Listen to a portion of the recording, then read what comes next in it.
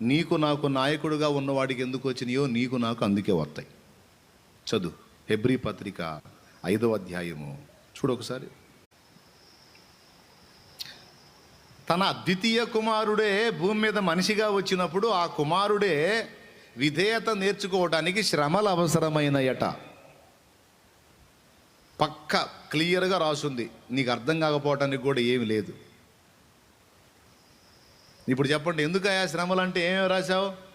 మొట్టమొదటిది మేలు కోసమే సమస్తం సమకూడు. రెండవది ఎందుకు శ్రమలు?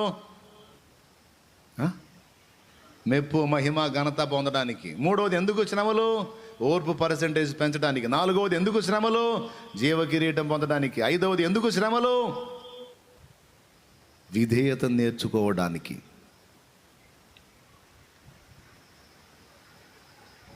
ఆరవది ఎందుకు శ్రమలు అంటే సంపూర్ణ సిద్ధి పొందడానికి.